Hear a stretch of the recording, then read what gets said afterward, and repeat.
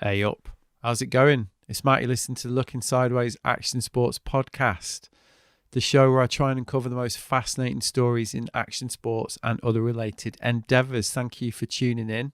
Hope you enjoy this episode as much as I did. Yes, it's one of those where I talk to one of my oldest friends and get to call it work. That's because my guest this week is the great John Bassett, also known as John Dragon, one of my closest and oldest friends from my years in this game, and also, yes, indeed, a lifer par excellence. Apologies to all my French listeners. I'm working on the accent. If you're a regular listener, you're going to know what that means. It's an exploration into how somebody with nothing more than their own smarts and an unquenchable passion for the sideways life has managed to create a life for themselves in which they're able to go riding as much as possible. It's that simple, really. Been a lot of these over the years. They're always very, very popular, and I always really enjoy them. And in John's case, it's a great story. So John's tale revolves around the Dragon Lodge, the legendary chalet in Tignes, that has been one of the epicentres of European snowboarding for a couple of decades now. I mentioned this in a recent Instagram post. That is entirely thanks to the inclusive, infectious environment that John and his partner Will Hughes have created at the lodge, and through which they share as far and widely as possible their own passion for snowboarding. And, you know, of course, businesses like John's have been hit especially hard by the events of the last year, notably COVID and Brexit, the double whammy. And that's something we did discuss during our conversation. It's a big topic that has lots of implications beyond whether a single business like Dragon Lodge will survive. Really, as we kind of uncovered, it's about the type of opportunities we want to enable as a society. And, you know, you've got to ask the question, really, would it even be possible to set up a business like Dragon Lodge today? I think the answer to that is probably no, which, to put it mildly, is a crying shame, given what places like this contribute to the fabric and culture of our little world. So we chatted about that. We chatted about John's own experience of 2020. Spoiler alert, he's had a shocker. We talked about the origins of Looking Sideways, which John had a huge hand in. And we also chatted about his involvement with new snowboard brand Island Snowboards with his equally legendary brother, Owain. As you can probably guess, I had a right old time doing this one with John, and I hope you can take as much from it as I've taken from our friendship over the years. I'll be back at the end, housekeeping corner and all that. But in the meantime, here's me and John Bassett. Enjoy.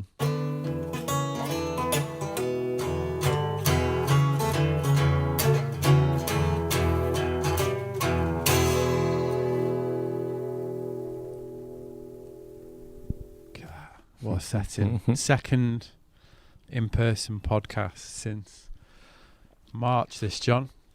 Well, yeah. This is it, by the way. This is we're on it. We're on. Oh, yeah. Shit. Yeah. Get the swearing in straight away. This is happening. Yeah. So we're in what is it? The 8th of December. Sunday. 6th or something, isn't it? Sunday the 6th of December 2020. I'm with John in his back garden in Hanover, in Brighton. We're in tier 2, so we're doing a nice socially distanced episode, which is great because I've done so many on Zoom, and you know, it's all right, but it's definitely better doing them face to face. I don't know if I'd have done it if it's on Zoom, Matt. I gotta say, I'm nervous enough anyway, but you know, it's definitely nice to see you and to do it like this is. Well, I kind of thought we could catch up as well. Cheers. And we've got a can each, yeah. Yeah, well, we've got a fire on. The sun's going down. It's a lovely little wintry scene. Yeah. I mean, I moved away from this part of Brighton 7 years ago, and I don't even know if I've been back to Hanover since. Well, this is kind of, apart from in the Alps, this is basically where we first met. At the first time I remember meeting you properly and having a chat was at Dover Castle, which is literally up the road, and you used to live when I first maybe met New Haven Chris. Street. Yeah. Yeah, we had that party. Yeah. Yeah, that's the first one I remember, yeah. Yeah, because I did know you, because I knew your brother more, didn't I? Because I'd met Owain, I'm going to say, that party, right? So when was that party? That party was 2001, and I'd met Owain like just around the Alps before that, and we kind of knew each other, didn't we? We kind of knew each other. You probably met O in Tignes, because we started the lodge the season of 97, 98. And you probably met him out there because there were quite a few of people that we knew, like Marcus and Nelson and that lot out there. Yeah. And I'm pretty sure, because I wasn't there full time, I was back and forth running the business side of it from here. So you'd met him a few years before and knew me, but first time we probably sat down and chatted probably was that party in 2001, maybe? 2001. Yeah, Okay. and I remember because you'd read the thing that I'd had in White Lines, which was about, like, we did a thing in White Lines where we did like a staff Desert Island Discs thing, and I'd done mine, and you were like, I read your thing and you've got a really weird music taste like mine. I think you had Spaceman 3 on there or something, didn't you? Yeah, I had Spaceman 3. Perfect Prescription. I had a lot of that weird, well, not weird, but, you know, me and you obviously got really similar music taste, like got that into that strain of psychedelia, that very particular strain. Yeah, absolutely, yeah.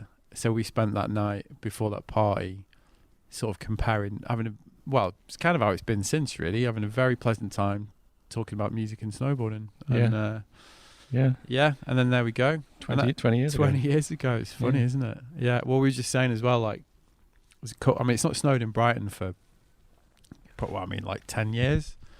Yeah, not really, is it? No. 9-10 years. And it's 2 years, it really did, it proper dumped, didn't it? And yeah, there's a foot of snow. Yeah, there's a foot of snow around Brighton, and we had a couple of years where we went riding, didn't we? And the first one, we went up to Wild Park, which is like, it was all right, wasn't it? It was a good steep pitch, actually. That was of at least 100 or 150 meters. That was good. Did the proper dickhead thing, all the kids sledging. Yeah. Built a little kicker. Turned up with snowboards. Built a little jump. And that was 10 years ago. Yeah, and we had another day up at your allotment, if I remember rightly. That was pretty good.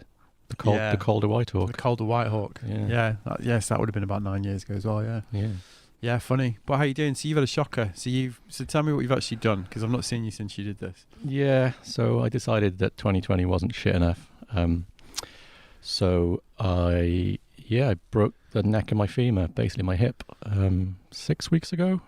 Skating down at the level, just riding around the bowl, just kind of pumped over this hip, getting ready to kind of ride up the transition and pop out, and I just hit a little stone in the flat bottom, and it threw me straight to the wall. Right. So nowhere to roll, nowhere to like dissipate the energy, straight to my left hip, and so you literally just like dead impact, just straight into it, basically, like just riding into a wall, basically. Right.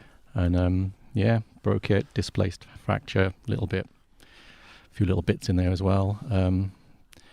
Paramedics, fire service in there to get me out of the bowl, which was... I heard that. So you had to get put on a sort of strap to a stretcher and lifted out, basically. Yeah. Yeah, because were you in the deeper bit?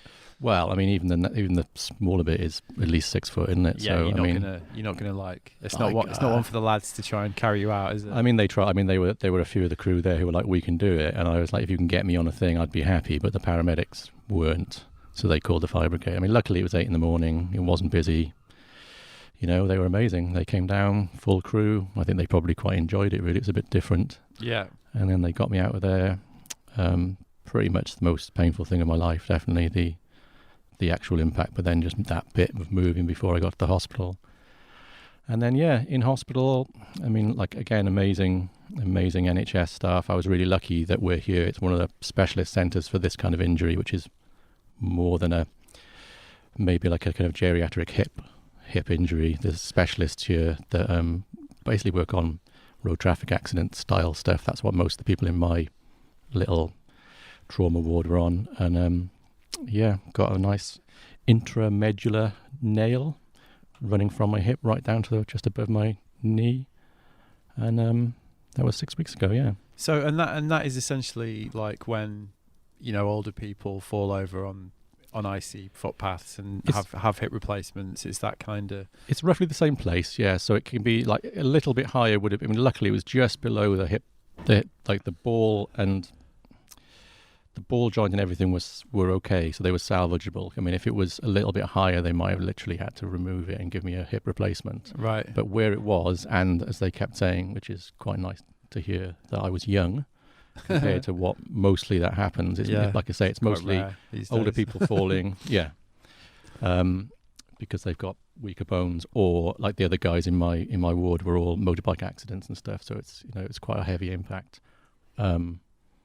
Yeah, so it's right at the top. It's basically a broken hip, but it's technically neck of femur. Right. Yeah, it's nasty. Yeah, right. And you sort of shattered it, so it wasn't like a clean break. It wasn't clean. It was displaced, and there's a few little bits in there, which I only really saw when I had the follow-up with the surgeon a few weeks afterwards.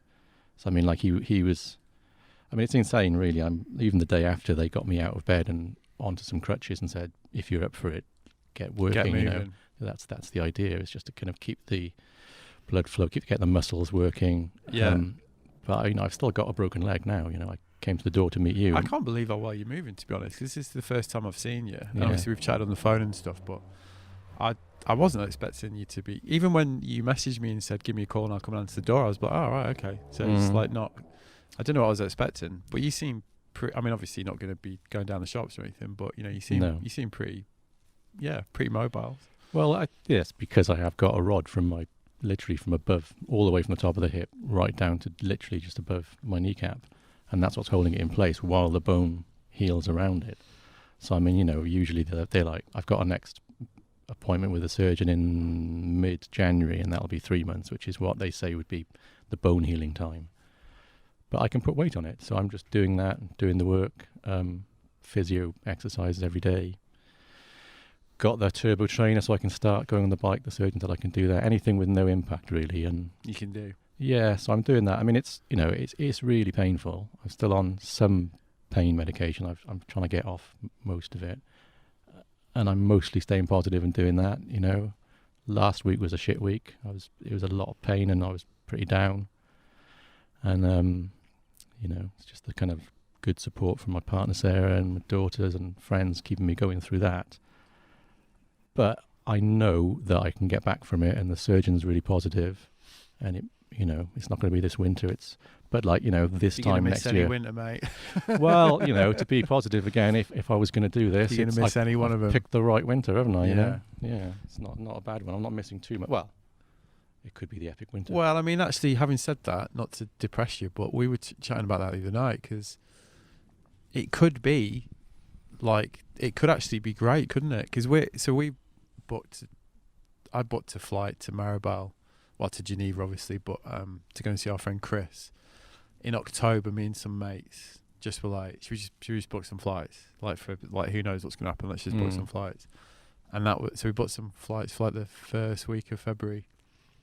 And obviously all the resorts are shut, but you can get there and then you can get home, obviously, and you can quarantine, which has now gone down to 5 days, hasn't it? Yep. I mean, I quarantined for 2 weeks after I went to France in September, so I'm lucky enough that it doesn't really affect me. But we were just saying, can I actually hope the resorts are shut? Because that would be... I don't mind a bit of walking. No, well, I mean, the crew are all out there now, and, over in Tignes, all the crew are out there. Will's riding now and splitboarding and that, and I think they're only technically allowed 3 hours a day, but the snow's coming in the Alps at the moment. People are splitboarding. It looks like most of the lifts aren't going to be open in France, Italy, Germany. I'm not sure what Austria are doing. Swiss are sort of opening some stuff, but it's going to be touring until early January. Yeah. So it's going to be quiet, and if you like a bit of splitboarding, which we do, that would be great, And then even after that, I think when things open, they're certainly going to be busy with the Europeans. I mean, imagine, specifically for us in France, everyone in those French cities who've been sort of stuck at home for months are going to want to get to the mountains, a bit like they did in the summer. Oh, it's going to be such a load of pent-up demand. Absolutely. For sure. It's just going to be, but there's definitely going to be less people and definitely less Brits, because even though some can quarantine, it's just going to be really hard for people with, the families and that kind of stuff. So, yeah, I mean, for pure shredding, if it's a good winter, it's definitely going to be, quieter on the slopes and less tracks in the powder. Could be a one-off. What's the time frame for you then? You said 3 months. Funny this, isn't it? Because obviously, well, not obviously, but my dog's just had a... I know, I've been following that, yeah. Pretty much the same. The same week, had a very serious operation. How's he doing? He's doing really well, and it's quite funny because I'm basically having the same thing with him, about how his bone's healing and, how active we can keep him. Although he's really limping today, because he's essentially so he's had the operation that he's had's called a sliding humeral osteotomy, I think. And basically what they do is they cut the bone on his front leg in half above the elbow, and then they reset it. It's almost like they overlap the elbow joint because he's got such severe arthritis. So half of his elbow joint is diseased, and he's got a healthy half. So they change the weight so that all the weight goes on the healthy half. So he had his right leg done last year, which was incredible, the difference it made to him. And then he's had the left leg done. And, you know, when we picked him up, his leg is literally in half, you know. And also it really affects this nerve in the leg. So he's got no control over it at all. And then for like 3 days, he was in loads of pain.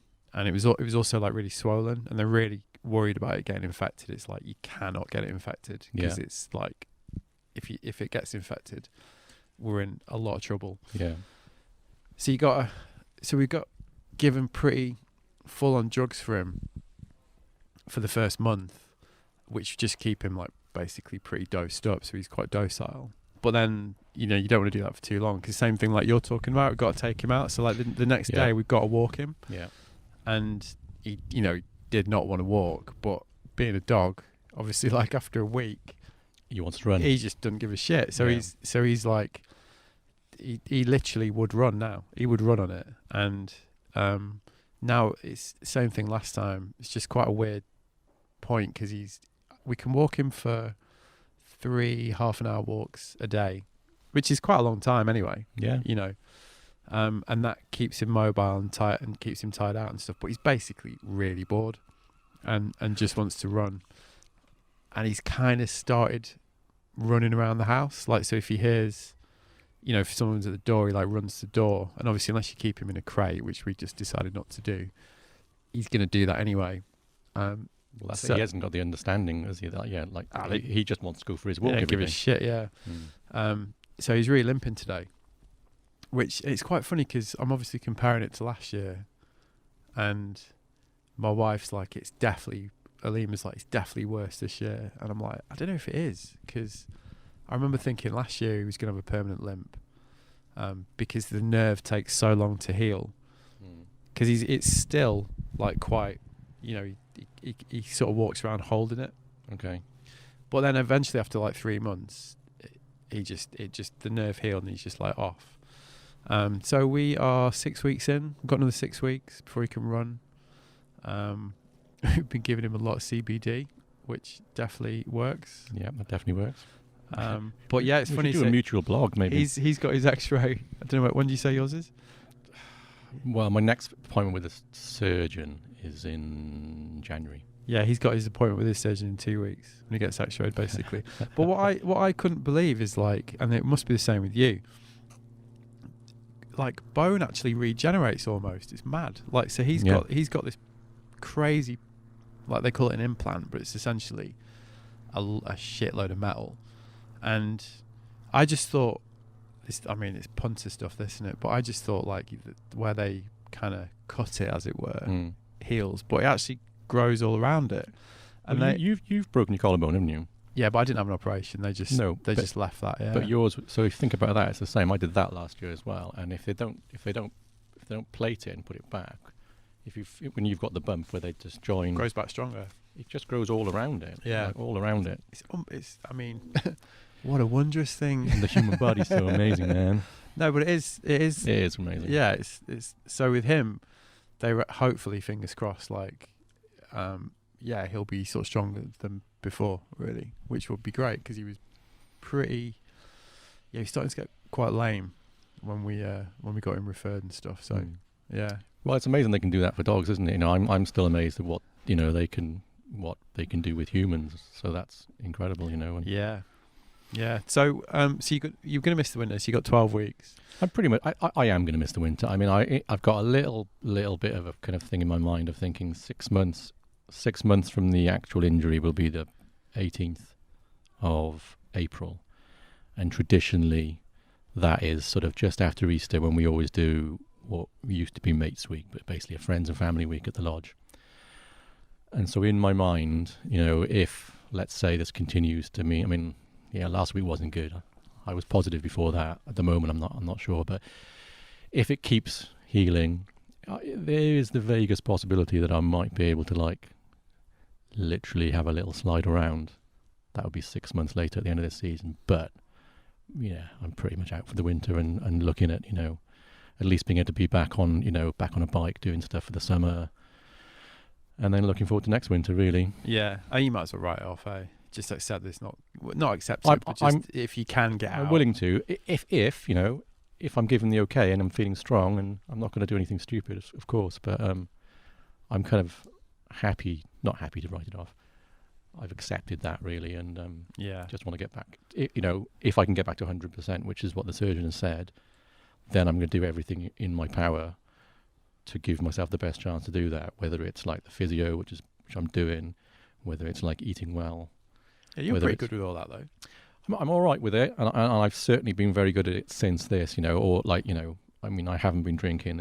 I'm having a Guinness today, just, you know, which is obviously good for you. I have been eating really well, mostly thanks to my partner Sarah, who's just got straight on it with looking at what is important nutritionally, especially more so when you're kind of like healing and growing new bone and that kind of thing. Yeah. So I'm going to go for it really. Bone broth, apparently. Collagen. Yeah. Seriously though. Well, collagen's meant to be great, isn't it? Well, we've been pretty much kind of like not been eating any. I'm doing it, but I haven't really eaten any. Been vegetarian for years. Yeah, of course. And I haven't eaten any dairy since March. So we're pretty much doing it on a full plant-based diet, which I didn't realise that. Yeah, it's totally possible. Like for a start, it is if you get into it and you're into cooking properly. Yeah. And also, it is just generally made me feel like fitter. I've lost a bit of weight, which is obviously good for that. It's really good. Like the dairy side of it, I think definitely like it's good for inflammation. Like it's good to not be so inflamed. Like so, the anti-inflammatory properties of some of the stuff that Sarah's feeding me is really good, which is good for healing and stuff as well. So yeah, I'm feeling like I'm giving myself the best chance I possibly can. Anyway. Yeah, you're pretty good with all that. Yeah, but mentally, it's been. You've had it. Well, I mean, you're going to get it, aren't you? You're going to get these ups and downs because ultimately, being injured is shit, and having a really serious injury like that is double shit, isn't it? So absolutely, you know, and you know, I know sometimes definitely I know I can come over as like, yeah, man, you know, I'm really like positive and I'm staying positive, and I am, but not all the time. And if it wasn't for you know, my family and my friends, it would be really hard, and especially after the shit show of a year we've been having anyway. Yeah, it must be hard not to take it personally. Were you able to, because you particularly, as we're such good friends, I know I've had a challenging year.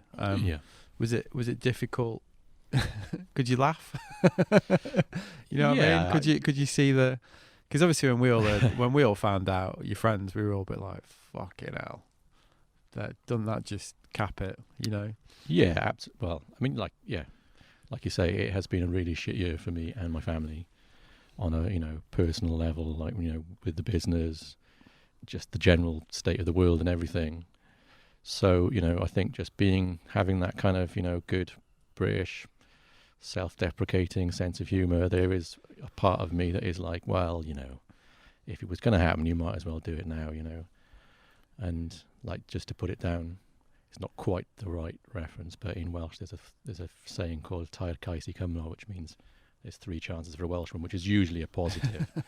But I'm like, it's basically the third strike, isn't it? After the family loss we've had, the shit show with the business, and the worry about that, and then like, well, if you're going to do it, you might as well do it now, so that 2020 can just be over, and look towards the future and think, well, 2021 can't be any worse, can it? Surely. Yeah. Are you sort of, can you take this kind of year that you've had with like equanimity? Can you be philosophical about it? Is that your sort of temperament? I think you have to be, really, don't you? I mean, otherwise, what are you going to do? Just kill yourself. Yeah. No, I mean, it's because obviously everybody's been grappling with, this year, but I think you're probably the person I know who's been the most affected personally, just in terms of, like you said, obviously you've had some direct family affected by COVID-19 and the business you probably couldn't have had couldn't be in the worst industry in terms of being affected, basically in the travel industry, which is, been hit particularly hard. Well, I think there's plenty of industries that have been hit, plenty of people have been hit. Like if you're just talking about the kind of financial and economic side of it, but certainly, yeah, that was really heavy, and not weirdly. So I think the personal tragedy we've had in our family directly related to COVID really was the kind of marker and makes you really think about mortality and put things in perspective. So after that, even the kind of the business and everything else that happened because of COVID, you put into perspective against that. And then equally this, although this is, a personal injury and it's pretty heavy, you have, I'm not dead, and I live in this part of the Western world where, we've got this seems trite to say, but the NHS, which if I've already talked about what happened to me and how I got from where I was by the paramedics, by the fire service, into a hospital with some of the best surgeons probably in the world, but certainly an amazing service, all for free, all directly there. I have to put all that in perspective and think the worst thing has happened already with someone in our family dying. The business, you just look at and go, well, the worst case scenario is you go bust, and then with that you just decide, or me and with Will, that you just take a step back and go, so what can we do to try and make it survive? And you get creative and you do whatever, and you think, well, we're not as bad as some other people. I haven't lost my job. My business hasn't gone bust. We've just about stuck in there. So yeah, I reckon, I am being philosophical is what makes you survive through these things, I think, really, isn't it? Yeah, completely.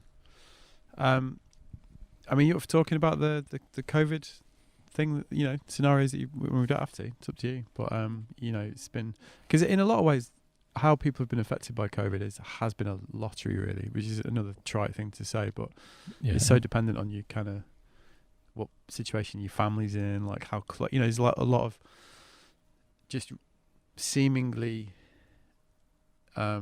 trifling things, like the fact that you don't live near your family. Let's just say there's that. There might be that, or what level of health your family are at, which in previous years just perhaps would have been an issue, but not quite as pressing an issue. And those factors suddenly can have coalesced into how badly you've been affected by it. I mean, you as in generally people, have been affected by it, right? Yeah, absolutely. And you definitely have had some challenges, right? Yeah, well, I think it has affected everyone in the world, obviously, but there is a sliding scale, and it's not trying to, we have been affected directly by it, as in someone enough, my mother-in-law died. I'd say directly because of it, but certainly, if not directly because of it, she was in a care home and we couldn't see her for a long time before her death, and it's the after effects of all of that that will have been affecting huge amounts of people across the world where they couldn't see loved ones because of it, and then if they experienced that death and weren't able to be with them when they died like they should have been, weren't able to have a funeral and therefore grieve properly, this is, even if we come out to the other side next year or whatever, it's going to be an ongoing healing process or attempt at healing that we don't really understand yet, and has affected a lot more people. I agree with that. And then some people may not have had anywhere near that level of effect of it, and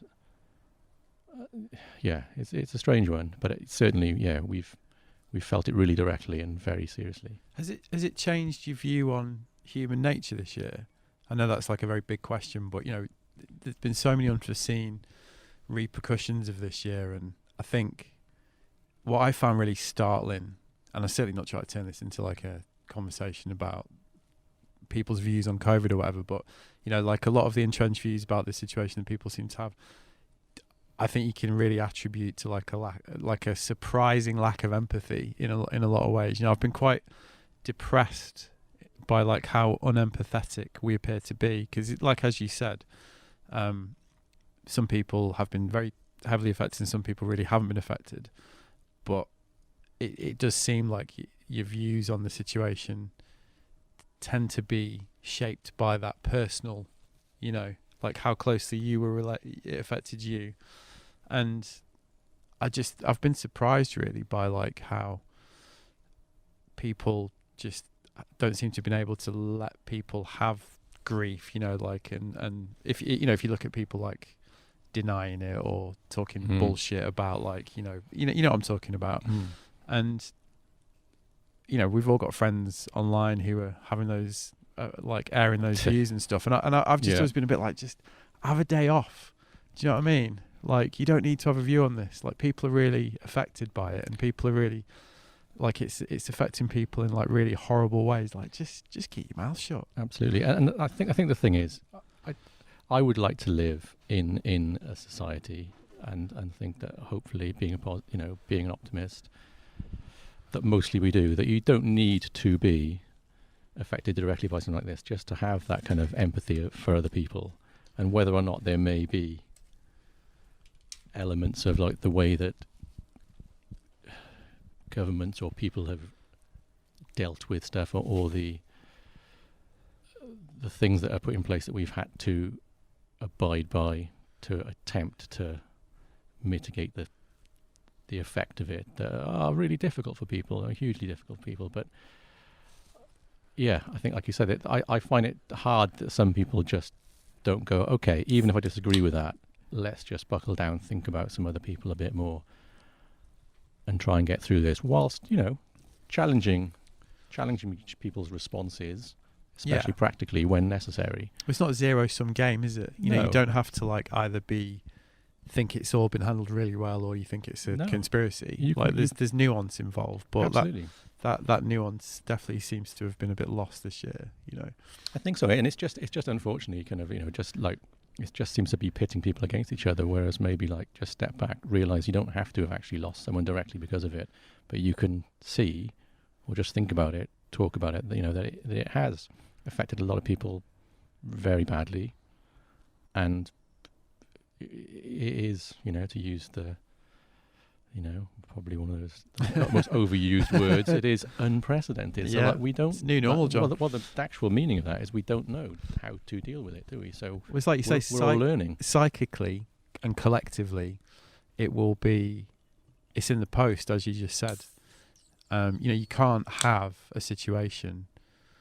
Well, even if you look at you just use the example of, you know, what happened when people grieve. You know, ordinarily, like grief is obviously awful, but very, you know, clearly a fact of life. But people have a way of dealing with it, and that's now been removed this year for all these different reasons that we're talking about. And just on that one level, like we're not going to know how that's affected people collectively and psychically till quite a long way down the track, really.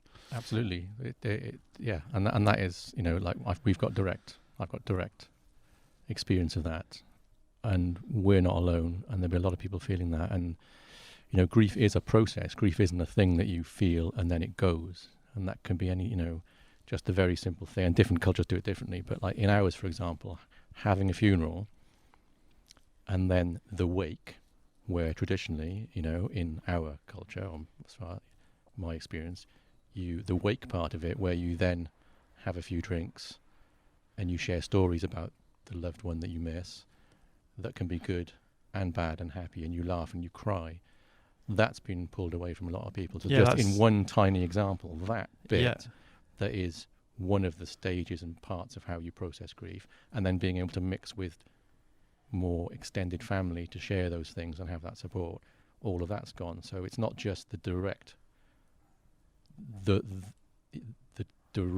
descendant of the person maybe, but the whole family and kind of like societal group around them that's been affected. So you're right, I think we're going to be feeling this for a long time, you know.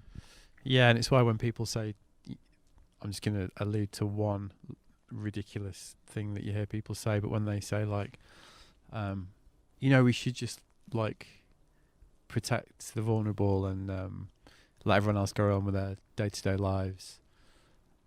Or like, oh, well, those people would have died anyway. It's just like, I mean, that is actually like a really monstrous comment, isn't it? Because I don't want to live in a society where you think like that about people. Yeah, you know? like, you know, and it's really glib, easy. You know, I was listening to a phone on the radio today, and someone was on there going like, you know, those people, they're all old, they're going to die anyway. And the guy on the radio is like, are you what are you actually saying? Like, think about what you're saying. You know, that is just an insane statement. You know, like, and like you say, it's like, it's about that, something like that is, what kind of society do you actually want to live in? You know, like, and you know, it's the other thing about this year, isn't it? It's really blown wide open all those, you know, those layers to what kind of society people. This is what I meant really when I was saying, you know, like this empathy thing. Like, what's been surprising to learn. It's like the way this whole thing has been handled is such a indication of the type of society that we want to live in, isn't it? You know, as a metaphor for how we want to live, and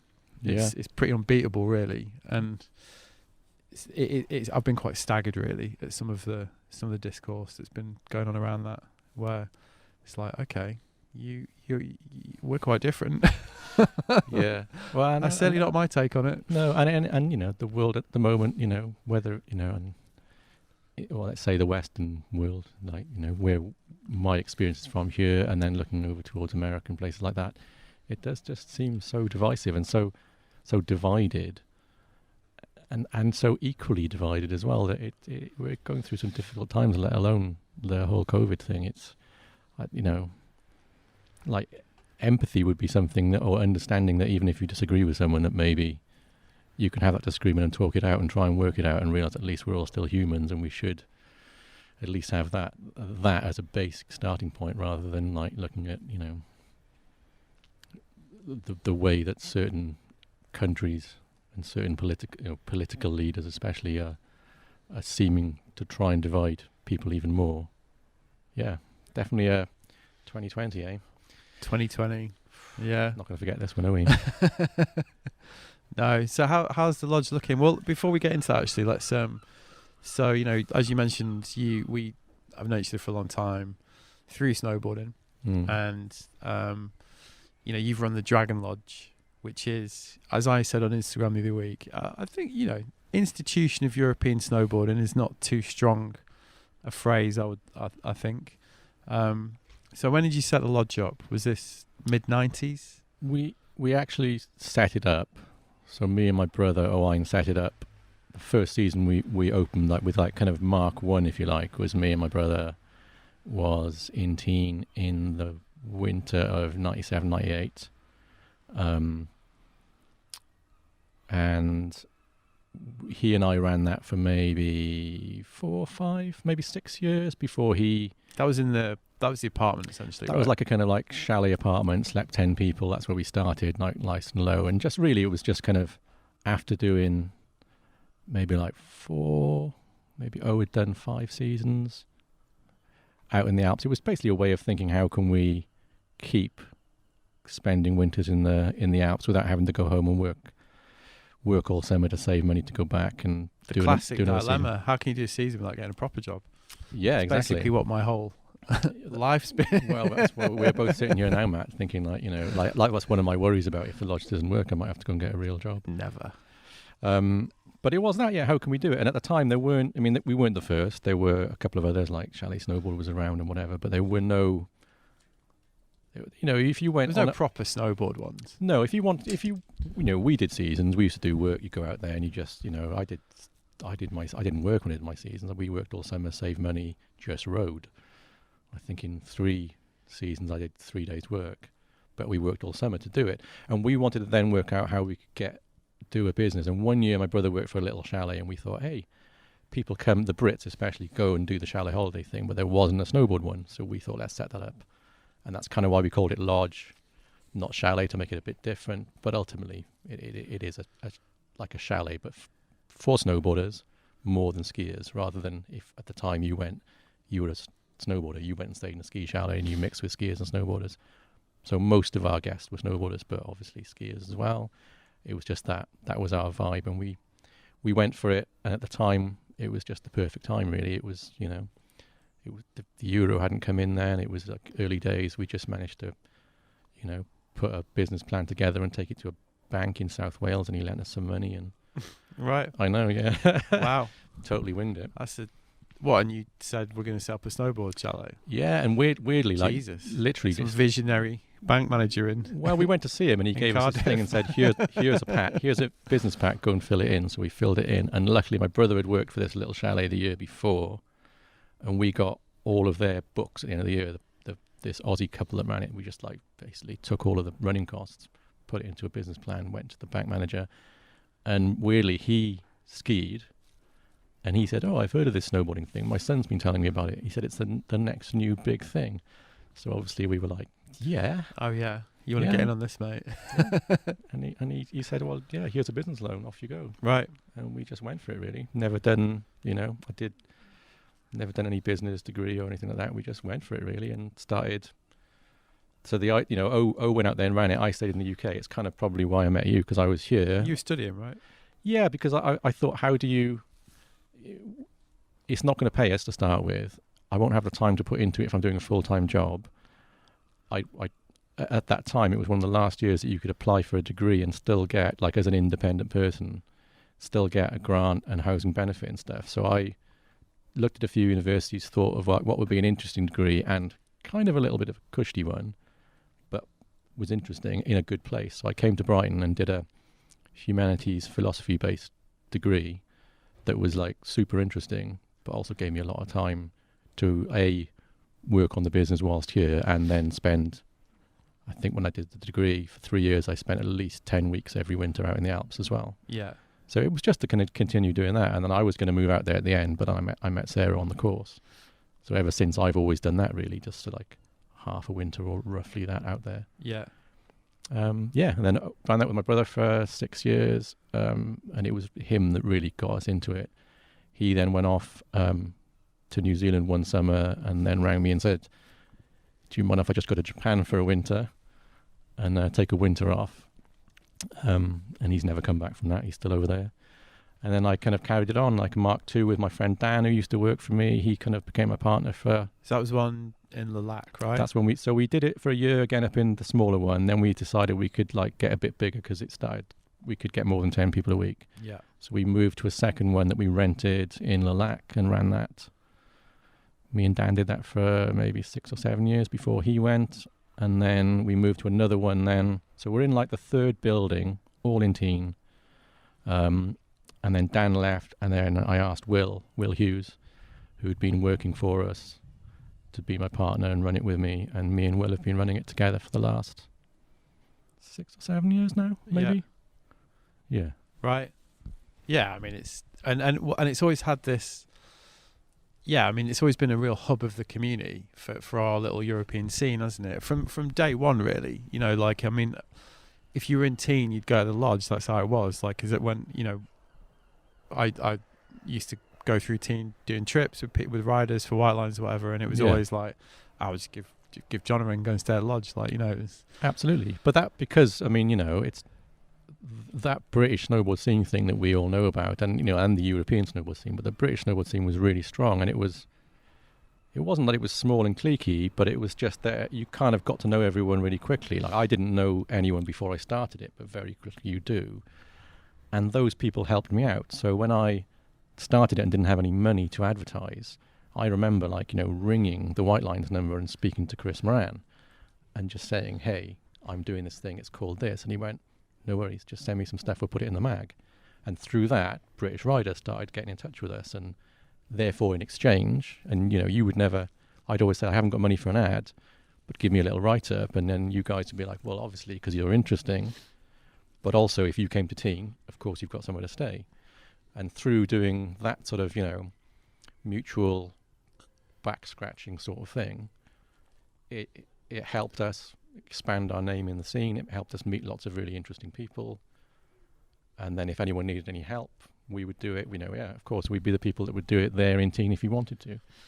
And that's kind of always been my way of trying to work, really, is thinking I would rather put any kind of, like, you know, marketing budget. I've never actually had a marketing budget, but rather than like pay for an ad, Yeah, do it that way. I'd rather do something like that. Like, say, "Hey guys," like even last year, White Lines again came out to Tignes. This is like 20 odd years later to do their product shoot. And they just have a little chat and say, okay, guys, you come and stay with us for a week for free in exchange for giving us a little bit of, and then obviously you'll give us a few, social media posts, something on the website. That kind of thing always worked. And through that, you meet all these really interesting people. Yeah. And if anyone's coming out to Tignes, and, I always look at people and think, like, if they've got money, they can pay. If they're skint, they can pay a bit less. If they're really skint, they can clear some snow. Yeah. And that's kind of how we've always done it, really. Yeah, and it's been at the focal point of so many little scenes. I mean, including Looking Sideways, because obviously Looking Sideways originally was an event platform, really, wasn't it? That originally you and Owen set up. It was something that Tozer and I came up with, sort of when the X Games came to Tignes. Yeah, which was what? That's 10 years ago. 10 years ago, yeah. Yeah, because you had Ben. Yeah, right. Because carry on. So that's just funny. I'm just remembering it now. Yeah, because I was there, obviously. Yeah. That first looking sideways Mark 1, if you like, was me and Owen chatting about this, and him being creative, and my mate, and me saying, hey, look, the X Games are coming to Tignes, and that's great. It's the pinnacle of freestyle snowboarding and skiing. It's kind of cool, but also it doesn't really represent snowboarding in any way that I recognise or my friends do. And there's so much more to snowboarding. There's all the kind of like the free riding in the mountains. There's all the other creative elements around it, like the music that you're into because you've watched snowboard movies, or the photography of it, the artwork that goes on the boards and everything.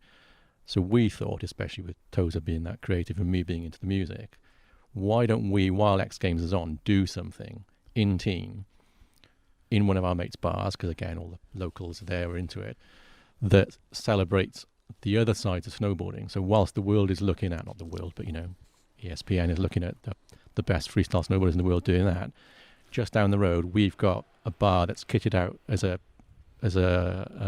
photographic gallery, as an art gallery, and we put 3 days of live music on, and we get photographers out to shoot portraits of the people involved in it, and we get a photographer out to shoot people free riding in the resort at the same time. And then that was our idea. And that's also then when we came to you and went, that's a great idea, but how do we get someone to pay us to do it? Or what do we do with the content? Which is how me and Chris ended up getting involved, wasn't it? Cause, exactly, yeah. Yeah, because I came out for that, because that's how it happened, wasn't it? So I came out, I think Oakley took me out. You were on someone's dime because I was out with Oakley. Yeah. Because I think I must have written about it for somebody. No, I pitched it to somebody like Hook, I think. I can't remember. I definitely pitched it to someone. You pitched the look inside. I pitched the story to somebody. It was ESPN. It was ESPN. Yeah, because I wrote all the... Yeah. So I was writing for ESPN, and I wrote all the comp reports from that event, and then I did a piece on Looking Sideways for ESPN. That was it. And I got Oakley to pay for me to go out to do that. That was right. And we chatted at that, and then we were like, let's have a chat about... Doing some more. Because Ben Howard played, didn't he, at the Loop Bar? It's like about 100 people. yeah. Which is hilarious. And that was the first Looking Sideways event. The first one, yeah. And James E. McPhail had his photography exhibition. Alex Hill did some stuff. Scope had an art exhibition. We had the Truck Fighters and a couple of heavy bands playing. Truck Fighters played. You got absolutely shit-faced one night. I remember that. Indeed, yeah. Well, And then that was proper. That's the side of snowboarding that we grew up with. It was brilliant. It was so 3 good. nights of parties. Yeah, I don't think I even. No, I did go to the X Games because I had to write those stories. Because it was funny that I was writing contest reports for ESPN. Like football match reports essentially. So I did about 4 years of that, where I would basically. This happened. I went to the art. Well, no, but obviously with snowboarding, it was really fun actually, because I went to the Arctic Challenge, for example, and did it. And they'd be like, right, we want it as soon as the results are in. We want 1,000 words, because it's the internet, Yeah. And at the time, obviously, when I first started doing it, it's quite hard, to suddenly, to digest a final, all the comp runs. Yeah. It's not like football where it's like so and so scored and there you go, that's that.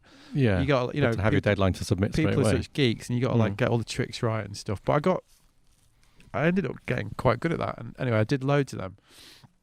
And then so I did go and check the comp out, but I spent most of the time at the loot bar with you lot, really.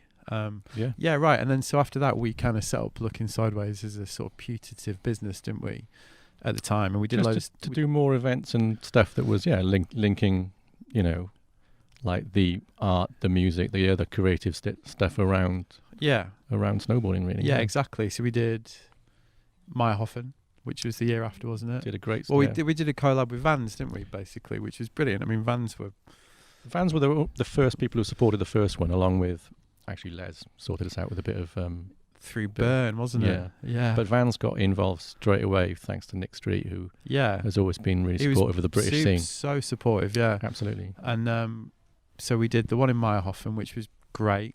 Yeah, I think that was probably the one where we got, actually delivered the sort of event we kind of wanted to properly deliver, wasn't it? We had a really great art show. Yeah. And yeah, God, I'm not going to go full involved, but I'm just remembering some of those as well. And then we did Nuki, didn't we? Did Boardmasters, Boardmasters. The surf event, yeah. We're trying to expand it, I suppose, away from snow and do some surf and skate stuff as well. Well, really. Vans wanted to own it, didn't they? I think that was kind of where it ended up. Not losing its way, but where we ended up kind of like we shelved it, didn't we, for a bit? Because essentially, I think Vans wanted to own the Looking Sideways brand, didn't they? Well, they liked it, and that was great. I mean, they really believed in us and made it and enabled us to do some really cool shit. But I think probably from mine and Owen's point of view at the beginning, that was like doing cool shit, but then understanding that actually, if people are going to fund you to do the cool shit, then obviously they need something back, and that was great. And we had a great relationship with Vans for that. But I think it would have, to go to that next level would have meant all of us basically doing that, not full time, but getting that much more involved in it, and also giving away a lot of the ownership to Vans as far as the creativity side of it goes. And I think it just got to a point where we delivered those 3 events to them. We were talking about more, but I think we all sort of went, you know what, let's maybe park it for a bit. Yeah, I mean, I got really busy with ACM, and yeah, ACM really sort of grew quite quickly, and but I mean, that's what's been brilliant about the way it's taken on this second life, though, because I remember when I had the idea for the podcast, obviously I spoke to you about it, and I spoke to Owen about it, and Owen, to his eternal credit, basically said to me, you should do it as Looking Sideways. Because at the time I was like, I don't know what to call it. I don't know what to do. Do I do a brand? Do I call it like the Matt Barr podcast? Matt Barr show. What do I do, sort of thing. And I chatted to Owen about coming up with a brand. Like, I said, should we? And he was like, just use Looking Sideways. I know a couple of people have said to him since, like, do you regret doing that now? But in all seriousness, though, that's like why it's been so brilliant. The fact we've got to kind of work on it together, and like Absolutely. do all the travels that we've done, and now we're doing the book, and it's so rad that Owen's so involved in it. And I know, like, you spoke to me when you said that, and I was like, it's perfect, because I think the thing, like the really simple thing about it is, like, obviously, like the name itself, like, and and the nights that me and Owen sat around, drinking and other things, and like trying to come up with a name which is just ridiculous. But the idea of Looking Sideways was like, obviously it has a reference to like what you do when you're riding, because you look sideways, you're moving sideways. But also it was about not looking at things in the obvious way, not straight on, which was why we did the first one, which wasn't looking directly at the X Games. It was looking to the side of all the other things that are involved in it. And what you're doing now with the podcast is Looking Sideways, is you are looking not just specifically about surf, skate, snow, but about, what's your tagline? All the other... other related endeavours. I mean, that's funny as well. But it's things around it, and it's very much that, though, isn't it? Yeah. Because it isn't just about those things. Like, you should be able to interview someone who is like an artist, or is someone who is an astronaut. Yeah, well, exactly. Yeah, so but no, it's funny. I'm only laughing because there's so much about the way the podcast, a couple of things that have become like quite a defining part of the podcast. That other related endeavours thing was literally like a phrase that I just said in the first intro, and then just kept saying it. It was and then the theme tune was my friend Matt Ward and I did the first episode. I did the first 3 episodes. I put the first 3 episodes together, and then right before I submitted them to Apple Podcasts, I was like, I should probably do a theme tune. And I was at the office, and he was there, and he's a really amazing guitarist. And he had a guitar there, and I was like, "Can you just like make up a bit of music?" And he just bang it out. And he just literally did that there and then. And he was like, "How's that?" And I was like, "Yeah, that'll do." And I recorded it on my through my MacBook, not even with a proper mic. Did it through the built-in mic, straight into GarageBand. I was like, oh, "Okay, cool, that'll do." And there we go.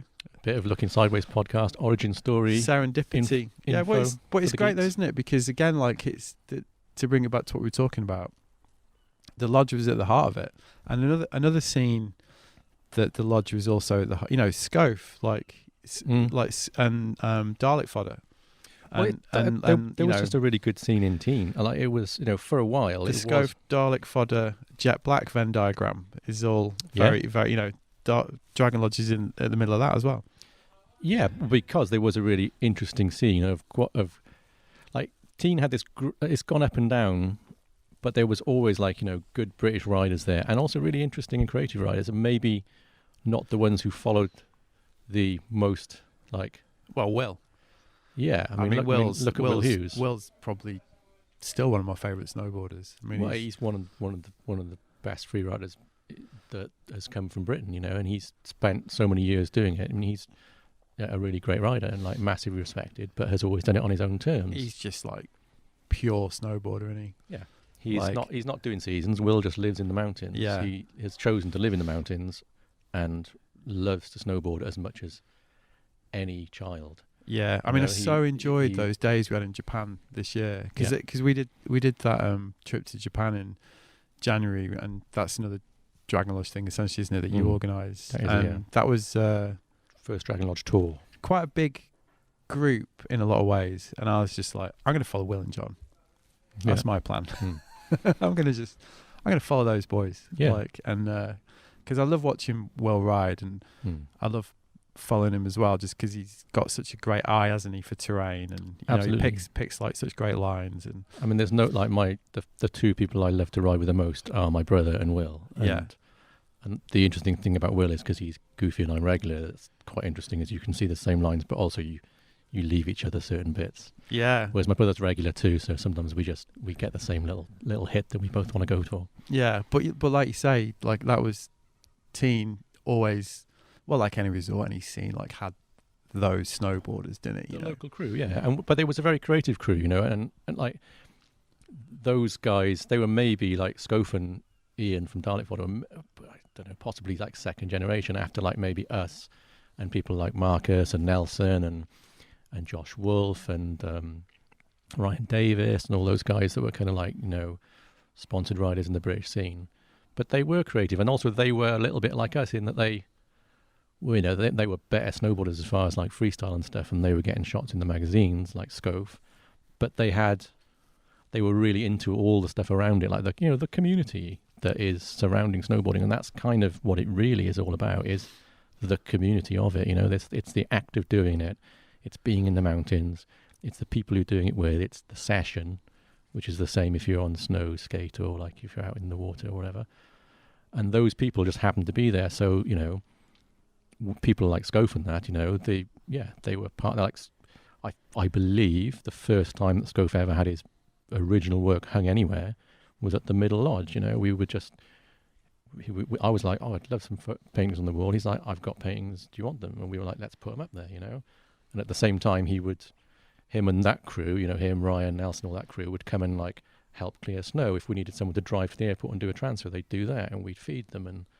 they would help us by spreading the word to other riders coming to town or their team managers. If, we had the Oakley team come to stay because some of those guys are on them. And it's just that same kind of DIY sort of ethos that comes from being in a proper scene and community that meant that it was always a win-win. Everyone's back was scratched. Everyone got something positive out of it. Yeah, but you always... curated that so well.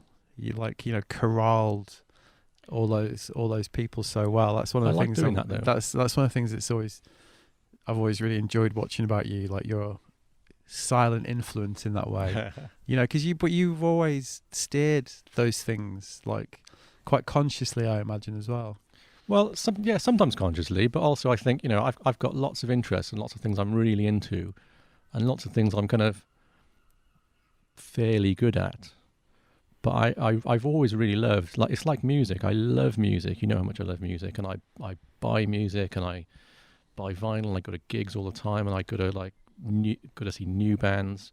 But I never had it in me to learn to play the guitar or do that. And with snowboarding, I love it, and I would never probably have been good enough, but I wasn't driven to try and be good enough to get sponsored.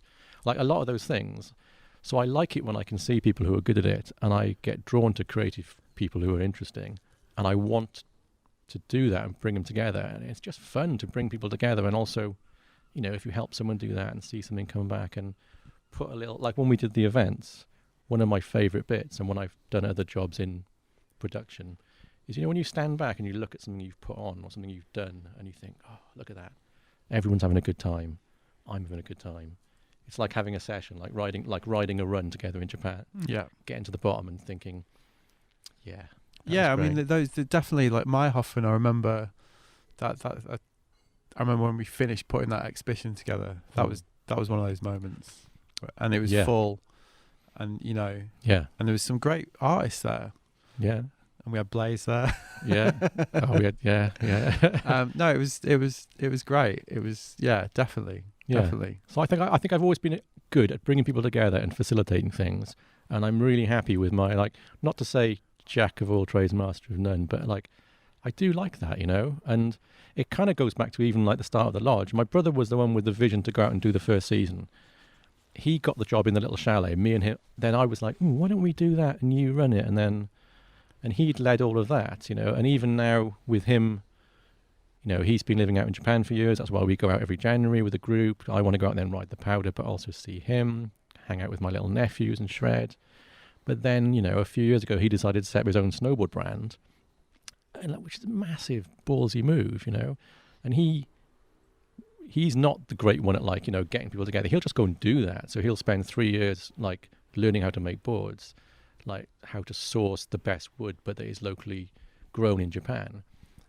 And so I'm getting involved with that a little bit now to try and help him grow that on the side of things he doesn't like introducing him to people, like maybe promoting it a little bit, like helping with anything I can to do with like some of the design. Like we've got Tozer doing a little video for us at the moment, and trying to put him in touch with someone that I know to do a bit of music for it and stuff. So I like doing that stuff and bringing people together, Yeah, well, connecting those dots. Connections are good, aren't they, Yeah, well, every scene, there's always those invisible, if you look at the art world, there's always, well, in the art world, it's as respected as the artists, like the curators, the people the people that the patrons, the people that like put those scenes together. It's the ones who weren't good enough to do it themselves, so they just bring everyone together. Yeah, but it's a finite lifespan, the top level athlete career. At some point, everybody's a punter. Yeah, it's very true. And this is why I always have like these lifer episodes as they've become known on the podcast, though, because those characters and individuals are as important as whoever the flavour of the month fucking top professional is. That's just a fact of the matter. Like those probably more important, because those people tend to be around for the long haul, because it's all done for the love, isn't it? It's just trying to live. I guess it's just trying to. Yeah, I mean, there are lots of people out there just genuinely living a life, working hard, sometimes having a difficult time. But actually, if you decide that you want to do something based on something you love and you've got a passion for, then I think you can do it. And that's easier said than done, depending on your initial kind of economic and social background. But you can do it, and I think people aren't encouraged enough to just think, fuck it, you can do it. Like I have set up probably 4 different businesses in my life, and each one has just been like, just do it. Like, buy the website, go to the bank, say I want to start a business, just try it. People often say to me about the lodge or whatever, like, oh God, that's a ballsy move. I was like, I was like 22. I was like smoking far too much weed. And I just thought, well, let's give it a go. I didn't even, like, why not? And then you work hard at it and it might work, it might not. But I think one of my things has been, I would rather try and fail than not try at all and look back and regret it, you know? But that's that sort of Nye Bevan, Bill Shankly sort of view of socialism, though, isn't it? Do you know what I mean? Like, which is a view that me and you share, but like it's like about opportunities, isn't it? It's about like enabling opportunity for people. It's not about like stripping wealth from people or like nationalizing. And it's about bringing everybody up so they have the same opportunities. That's kind of which is a big part of your that sort of ethos, isn't it? Yeah, and that really should be there. And I suppose like I was educated to a decent degree, and I wasn't from a really impoverished background where I've done a lot of it for myself, but I had that kind of idea behind it from my education and from where I came from. But everyone should be able to have that, really, and it's not that everyone can just go off and be like, hey, I want to do what I want to do, because you have to work really hard as well and like pay the bills from it. But the confidence to do with it, unfortunately, in our society often only comes to like those certain individuals who are driven, but a lot to those who pay for the kind of education that gives them the kind of like sense of entitlement that lets them go and do whatever they want to do because they've been able to pay for it, like certain people who are running our country at the moment. Well, that's why the social changes that have been going on, I think, in our country are so insidious, really, because I really look at my nephew. I'm from I'm going to say low middle class background in Manchester, and when I was brought up like you can go to university, and my mum's full working class, and she was like, you're going to go to university. It's like classic working class thing, like I didn't get to go to university, so my kids are going to go to university because that's the thing. That was like a proper thing in this country in the 60s, 70s and 80s. And we did have the it was free. You got a grant or you got a loan as it became, but even then at the time that was like ridiculous. And so I was born in 76. My mum did everything that she could to make sure that I had a good education, had the best chance of going to university. I grew up thinking that was open to me, like I could go to university. That was like and then obviously you bring in skateboarding, snowboarding, all these influences. The upshot is I'm getting out of Manchester. I'm going to see the world. I'm going to make my own path. Because I believe those opportunities are open to somebody like me from the background that I'm from. By no means rich. I look at my nephew now. My nephew's 18. He's from Llandudno. Can't go to university. Been brought up his whole life because he can't afford it. Because you got to pay. You got to get tuition fees. It's whatever it is, crazy 20-30 grand a year. Well, whatever it is. That's ridiculous. And so all. He's my wife's nephew, so I met him when he was 4. All through his upbringing, it was like he's no different from my upbringing, but all through his upbringing, it was basically like, if you want to leave this town, you got to join the army, or you've got to that's it, really. There's no choices to him, or you're going to get a shit job. And he's essentially, that is just a tragedy that like a kid like that never had it wasn't even on the radar that he might have different opportunities. He's basically been put in that box since he was born. That's your life. Deal with it. And clearly there's going to be some kids that have got the nous or the initiative to sort of break out from that. But it isn't like a cultural or institutional thing like it was when we were growing up. And that is, it's actually shocking, really, because it's become that opportunity, like you said earlier, is only available to rich people now who can afford that type of education, who get given that thing. And there's certainly lots more so, unless you have some kind of like other like drive to do it. It doesn't mean you can't do it. And there's still ways to do it, but there are more barriers to it now than there were when we were that age. Completely. For sure. Yeah. And that's, and you wonder what the kind of outcome's going to be, really. well, yeah, I don't know. Certainly, like even the thing, like both of us managed to go to university and do that. Not that I think university is the fucking be all and end all, but you know what I mean. It's just like no, but it's an option to get out. It's of an something. option, and it's or even, for example, it's an opportunity. When I was that age, there are friends of mine who were musicians now. At that time, you could even just the fact that you could sign on the dole and you could do a few years of like playing music and learning to be that way. That there was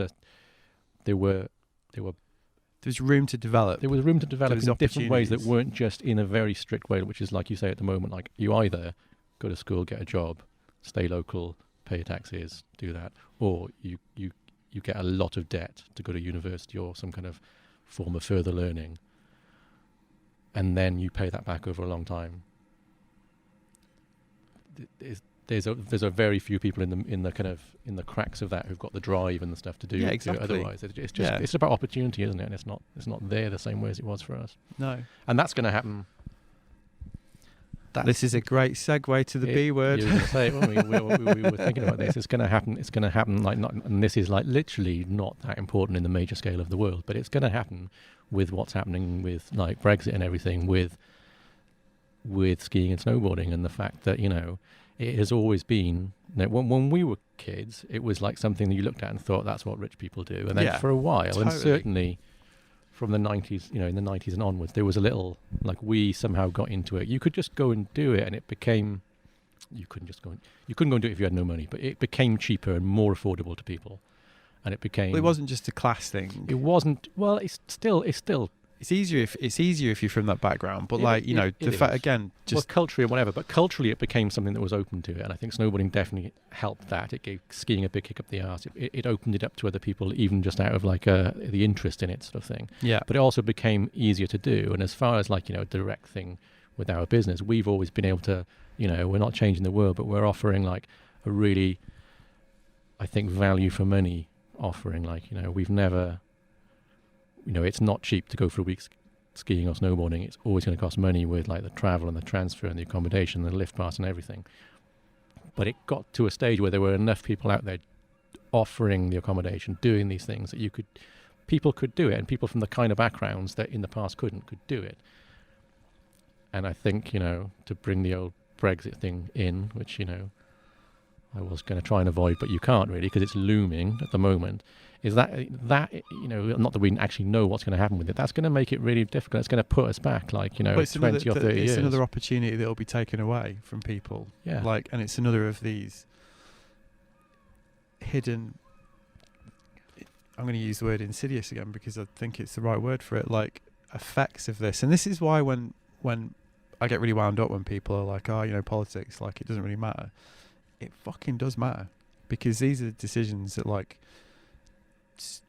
change the fabric of a country, and like you say, in the wider scheme of things, like fucking whether kids can go and whether working class kids have a route to go and do a season is pretty trivial. Yeah, absolutely. Compared to what else is going on in the world right now, but that will lead to the further widening of that opportunity gap and that's happening up and down. The country because of this, isn't it? Absolutely. I think those in Britain who from Cameron, who like literally decided to chuck it out there to appease the like right wing of his own party and never thought it would happen, to those who actually ideologically do are some kind of like weird right wingers who don't want it, to just the people who were fooled by the stories of like having £300 million a week more for the NHS. We've now ended up in a position that's just really has already for 4 years and is for like probably a generation. It's going to take a generation of people to kind of come around to, both here and in Europe. And it is only going to make it.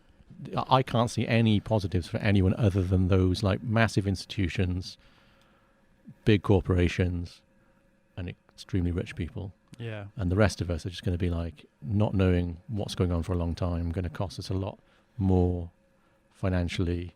Is going to strip away like not even the financial thing, but like that idea of like feeling part of Europe, being, like you know me, I'm really proudly Welsh.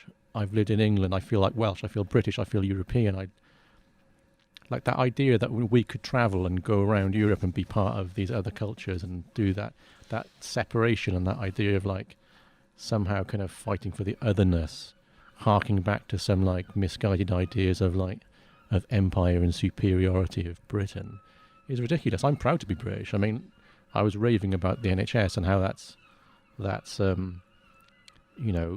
just healed me recently, and I'm really proud of that. Those things that our country has done, but it doesn't mean you have to do that at the expense of other people and being part of this wonderful group of like other countries that we could all move between and mix with and learn from, like different languages, different cultures, all that stuff, whilst keeping our own identity. There's no reason why you can't do that. No. And financially, yeah, we're gonna be fucked for years. So how's it going to affect the business, do you think? Because you've been sort of dealing with it for a while, haven't you? It's already affected the business massively. I mean, since was it June 2016? I mean, like the year before that, we had one of our best years in ages. And then even just because of the initial result, and the first thing that really affected us was just the exchange rate changed, and it stayed the same since. So ultimately, just because of that, the following year we had exactly the same occupancy, but our costs, because and this isn't woe is me, but like we're very close to the bone. If it employs me, Will, and like 2 members of staff, and we just get by, and we plan it really close so we can keep it cheap, and everyone. We want a certain type of person there, and it just meant that our costs went up between, at least 10, let's say 15% really the next year, and that just wiped out all our profit. In fact, we lost money the next year, even though we were as full as the year before. And the exchange rate has stayed the same for 4 years, so that dropped, which basically means then you have to up your prices. There's no other thing you can do if you want to survive, which means, as we were discussing earlier, you're sort of pushing out certain people who you're moving it to a point where it's becoming a more exclusive, more expensive thing to do, to go for a week's skiing or snowboarding. Yeah. And not just for us, but everything that then you're spending as a Brit is more expensive because of the exchange rate. And we're sitting here on Saturday the 6th of December, yeah? Apparently Boris Johnson's speaking to the head of the European Union today. We're supposed to leave the European Union on the 31st of December, so basically 3 weeks' time, 4 weeks' time, and we still don't know what the fuck's happening. So as a business, and we still don't really know. I mean, the simple things are, our staff are going to be on. We've already changed to having we've got a French branch for our business. We'll have our staff on French contracts over in France. It will cost us more money to do that, and that's fine. Why not? Pay the taxes you should in the country that you're working in. For Will, for example, he's chosen to live there, so that's where he's going to be.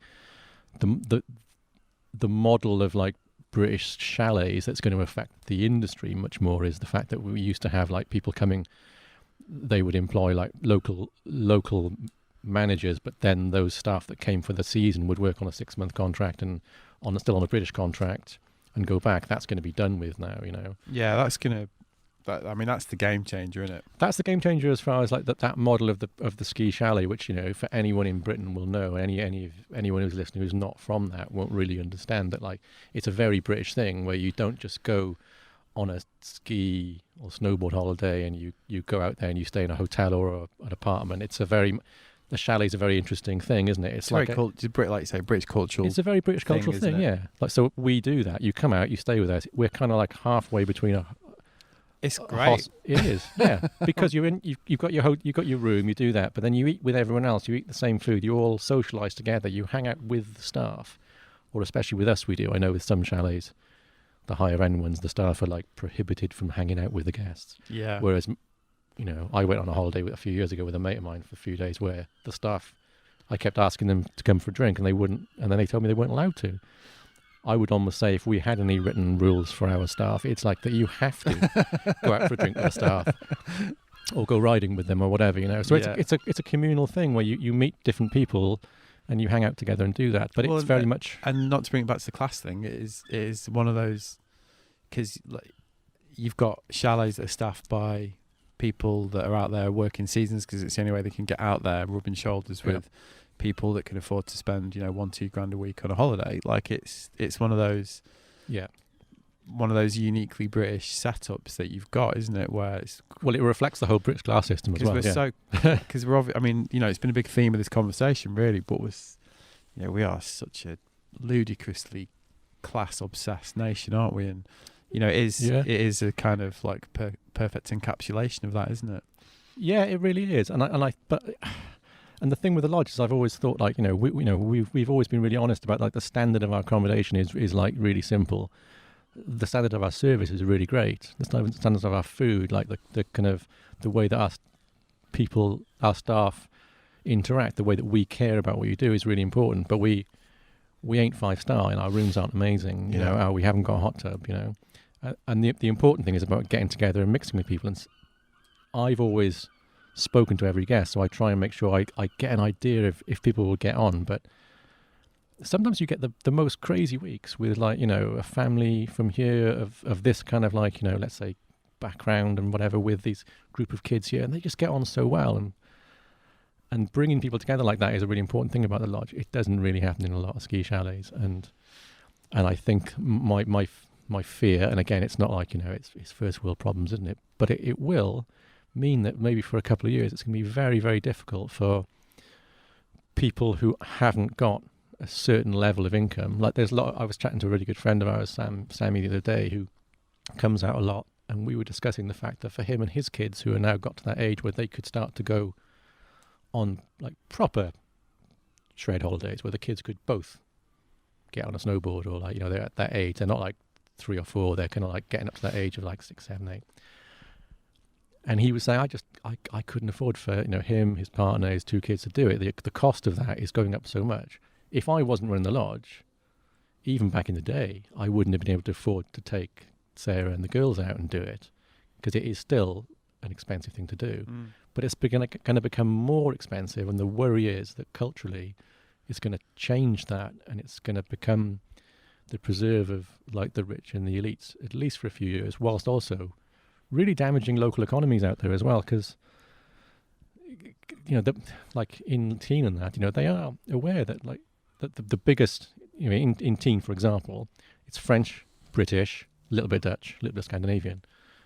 This year is going to kill them, you know, like locally, all those local shops and bars, and whether they're French run, British run, whatever run, they're in. And then for years, it's going to be hard to bring that back unless you're in maybe some of those, like, ultra elite resorts where the people who go there literally, like, whatever happens in the world doesn't affect them.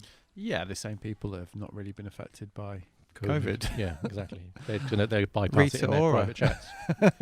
Well, like the Courchevel private jet crew, who just, like, they don't care, do they? You know, oh, there's a 2-week quarantine. Oh, we'll all just, like, get a private jet and go to, like, it's not on the list this week. Yeah, exactly.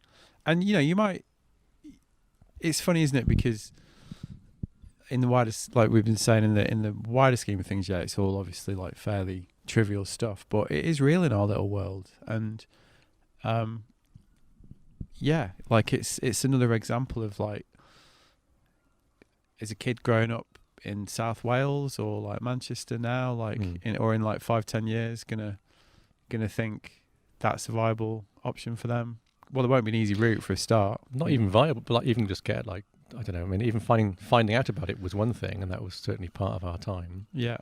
But yeah, as a viable option, I mean, even, like you say, deciding you could apply for a... I mean, the reason my brother first went out to the Alps was that when we had gone on one ski holiday and seen a snowboard and rented it for a week in 1986 and battered ourselves, and they wouldn't let us on the lifts, and then that was it. And then when he finished school, when he was 18,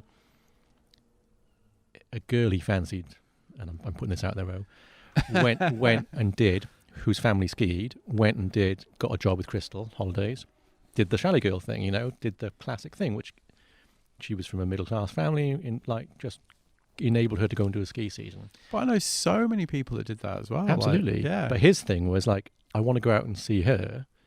So he just blagged a bit of stuff and just went out there without a job. When he got there, he blagged a job for that company because some kid who couldn't handle the pressure left and he got the job. And that enabled him to do it. And then he rang me and said, hey, you know that snowboard thing we tried 10 years ago, you want to come back out here? It's different. There's soft boots and it's like skateboarding on snow. So I went out for like the last 3 weeks of the season, and that's why we got into it. And he was able to do that because, his friend Beth did this. They were able to do that. It enabled them to go out to the Alps, live there, meet different people, learn a different language, learn a different culture, meet friends that like we've got from all over the world now. From the fact that he's living in Japan, I've got great friends who've worked for me and we've met from all over Europe and the States and whatever. Yeah, that is going to be curtailed, and it isn't the most important thing in the world at the moment, but it is important. And Brexit is, well, it's just we don't even know what's happening yet, do we? But no, it's going to fuck that up. But those for are the repercussions, and and your business is gonna. My business might not survive. I don't know yet. Yeah, exactly. And we've got another good friend who, has had a successful business in the Alps. So I've got loads of friends who've got businesses in the Alps who are now, got a friend who's run a business taking bands out to the Alps for 20 years. He's stopped it. He's just binned it. Yeah. Just binned it off. Just like, okay, well, I can't do that anymore. Yeah. Yeah, I mean, especially the double whammy of Brexit approaching and COVID, and no season because of COVID. Yeah. Yeah. I mean, there's a petition doing the rounds, isn't there, at the minute, because it will come into effect on the 31st. I mean, a lot of those chalet companies that you referred to, your Crystals, I think they're sort of like almost like not going to have seasons this year, really, for that like combination of COVID and these regulations. Well, the COVID thing, I think the chalet holiday thing, as far as like, the way it worked was, the fact that people had their rooms and then everyone came down and ate together and socialised together. I don't see how that can happen. I can see some chalet companies seem to still be promoting that. I don't know how that can work on a practical level with the current regulations that are probably going to stay in line at least till the end of this winter season in April. And that's why we at the lodge, me and Will, decided just sack that off completely. And yeah, you went self-catering, right? Well, we're lucky that we could actually separate our building, the lodge itself, into 4 different self-catered apartments. So we decided to make that call, which then unfortunately meant that we're just employing me and Will, but we had to say to my chef Dan, who's been with me Dan first worked for me 10, 12 years ago, Right. And Steve, that sorry guys, no job for you this winter, so that's 2 people out of work. But it means that we've cut our costs back. We're doing a self-catering only thing. It's safe. Yeah. It gives us the best possibility of getting through stuff and possibly doing a few catering weeks at April if things go well. But I don't know how the rest of those businesses are going to go, the big ones, but also a lot of small ones. I've got a lot of friends with small chalets. I think our lucky thing is we have always stayed just us, just one. Yeah. The bigger companies will be harder, but those mid companies that are run by really good people, there's some really great people running things that really care about putting on a good product. Nick and Ralph. Yeah. They're friends of ours that run what you would call a medium chalet business. That's a business that's been around. Ralph's dad ran since that. the 80s. Yeah. Well, that's like an established family business that's been around for no idea if it's going to be affected or not, but you would imagine it will. And don't know if he'll survive it. And that's one of those things you can be as glib as you want, but that's like a family that's about who cares about skiing and but that's a real thing. That's family business that's been around for years. Yeah, exactly. It's like a butcher being closed down in the high street because there's a big supermarket being opened. In that way, it's a small business that nobody cares about, and maybe the big ones will be able to shutter everything and come back, or there'll be nothing for a couple of years. But those people will lose their livelihoods, and some of them might have loans and stuff that will take a lot longer to come back from, and they'll be personally on them because they're not owned by a big company that might have like a summer operation or a cruise line operation that might be able to get them through. Yeah. Although they're probably in, to be honest with you, like I say, we're probably in a better position. We've only got, it's just the lodge. It's just me and Will. I mean, I haven't paid me or Will for 4 months. We're like batting down the hatches. If we can get to the winter, survive this winter, have a bit of a summer, we might be able to carry on. Yeah. I mean, like you say, it was bad enough before COVID. Yeah. Everyone was like, wow, next winter's going to be weird. Yeah, and then the cost thing is a difficult thing. So if it does go through, like the cost thing, like I've got my ideas, I know roughly, but it pains me to think like the simple thing is to like the industry standard. They're almost saying like, really, you need to increase your cost by 30% to cover issues with the exchange rate, issues with like bureaucracy, issues with extra taxation because of the not being in the European Union anymore. 30%. Yeah, on top of what I'm charging already. I can't do that. It's one of those things, isn't it, as well, like where, and it reminds me a little bit of what you were saying earlier about when you were talking about how people on the dole, for example, when we were younger, could like, it gave you breathing space to like have an opportunity, and it's the same sort of thing. You know, you didn't set up that business to make a 30% to have that up 30% margin so you could rinse people. You set up your business so you could. I wanted to have a living out of it. You wanted to have a living, live something that you loved, and you wanted to have a community thing, which is what you've established. And yeah, you could just up your prices 30%, and you could suddenly like cater for like an upper class market. You know, you could do that. You've got the tools. You've run this business for like 20, 25 years. But you know, it's like we were saying earlier about this sort of, what type of society do you want to live in? You know, like it's not always about just making money. It's not always about just like how much can you rinse people for. It's that's one of the things that is going to be lost for you, isn't it? If you've got to suddenly make that basically very functional economic decision, you know. I think it'll be lost for a lot of people as well, isn't it? You know, I mean, you know, making a living is so hard for so many people, and you know, I have been really lucky that I've worked hard to make sure that I can earn a living doing something I love, and I've not really wanted to do anything more than that. You know, I never wanted to expand the lodge, or like people have asked me to like expand it, franchise it, move it to different places, and it just wouldn't be the same without me and Will, or at the beginning me and O, or then me and Dan, and very much now it's like, you know, you're talking to me here, but like Will is the lodge in Tignes. He's the person on the ground that everyone meets. He is equally part of it. It's part of us as like, it's more like being,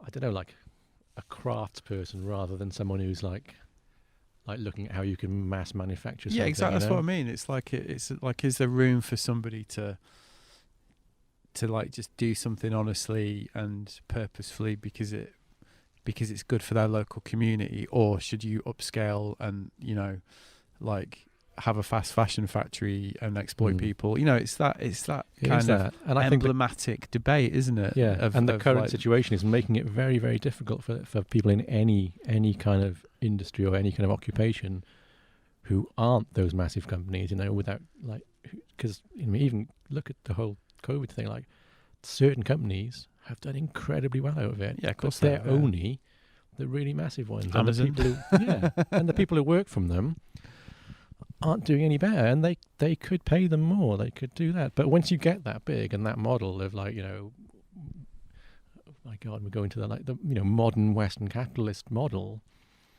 is just really, it's kind of a bit tragic really to see, isn't it? You know, and there is still place for people, you know, like there's still people who work and who are talented. You know, just before this podcast, I was messaging Scove about a new piece he's done that people will see, and I won't talk about. And he's doing so well, you know, and he was giving me a bit of a pep talk about this because I was worried about it, you know, and we had the same chat about get 4 cans of Guinness, you'll be all right. You know, people like that. He's got his head down. He's working hard. So it is possible to do it through this. He's lost business, probably lost like some of his kind of maybe, you know, commercial work or whatever, but you can do it. But it's basically going to make it much harder, Brexit anyway, and then the whole world that we're in at the moment for X amount of years. And I just hope that people can kind of understand that and maybe come together and try and get through it a bit and try and like maybe start thinking a little bit about trying to support all sorts of small businesses and people who, I don't know what else to say about that really. Well, I mean, you know, it's funny, isn't it? Because even what I was just thinking then, like, God, I bet we sound like a right couple of old hippies, but you know, like it's funny again, like how quickly what used to be concepts that were just not at all old-fashioned or controversial, like community, you know, the things that we're talking about have become quite old-fashioned and quite a, you know, quite an out-of-date thing. It's a bit of a shame, really, because and it does make you wonder where it's going to end, John. You know, where is it going to end? But in all seriousness, those are the hidden consequences of like seismic generational shifts like Brexit. You know, which is why it's quite annoying. It's ultimately just a bit sad because it's just, you know, like apart from all the kind of, you know, I voted Remain, obviously. Yeah, but like apart from all the just economic, it's gonna, you know, it's taken 4 years. It's gonna be like a whole generation of people before however it settles down.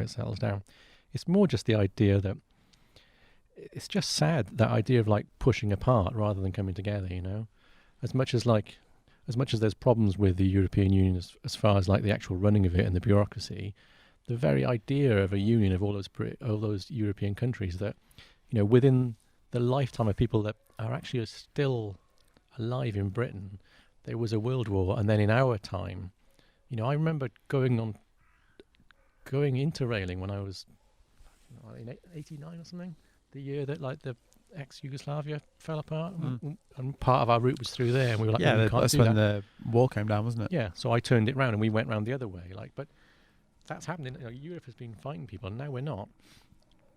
And the idea of Britain deciding, like, let's break away from that, that'd be a good idea. Let's just like separate ourselves. Let's make ourselves different from all those people that we've got so much contact with and we trade with and we culturally exchange things with. Is a really sad thing, you know. Yeah, no, I agree. Yeah, well, we're going to see. That's for sure. So you mentioned Ireland earlier. Yeah. Which is essentially like the snowboard company your brother started it, but you're involved, right? It's my brother's company. It's fully his. Like, he's, like I say, he's always been, weirdly, he's my little brother, and he's always been the one that has like had the ideas and the balls to go and do stuff, really. So he lives in Japan. He moved out there 15 years ago. He spent that time like riding, guiding, and now he's spent 3 years developing, testing, and set up his own snowboard company called Island Snowboards. Yeah, it's amazing. I've got to say, when we were over there in January and we went round to his place and kind of saw what he'd set up there, and also like how fucking good the boards are, I was blown away, really. I mean, I know it sounds weird, but like the first time I actually went out there and rode a board, which is like 3 years ago, it was that moment where you think, oh God, what if it's shit? Yeah. You know, my brother's made this board, it's the first test, and like, they're really good boards, you know. He's just that kind of, he's always been that kind of character who like puts his mind to something and he'll do it properly. And he's doing it slowly. He's not trying to, you know, he got people wanting to invest and he said no. He's doing it with his friend Stu. It's his concept. Stu's helping with the kind of more of the kind of admin side of it. And I've got a little bit, you know, I've got a little like 10% sort of in it to try and help in any way I can. And maybe if it grows, to develop it in Europe. But they've just launched it this year. The website's up. The boards it's like the third year of the boards now. He's just moved to a lovely little new kind of workspace. There's literally yacht, some fields, and the new factory that he's been building. And by factory, I mean like workshop. Yeah. And yeah, so he's producing boards now that are for sale. I think because of everything that's happened, they're taking it slowly. He's selling things locally. If anyone is interested, we'll definitely have them in Europe next year. And the idea is like to do that kind of artisan local thing, you know, starting off with one shape that works really well, 4 sizes for men and women. It's designed to ride in powder, but it can carve so beautifully on on like, European hardback. Will and I have ridden them in the Alps. Well, I was going to say, when we were out there, you and Will were riding them. Neil McNair was riding one as well, right? Yeah, McNair and was Hamish was riding one. Hamish was riding them, yeah. All 4 very, very good snowboarders. And everyone was pretty stoked on them from what I could see. Well, we've been lucky enough to be, I haven't bought a snowboard for like a long, long time. We've had great snowboards given to us from various partners over the years. Do you remember that Endeavour story, actually?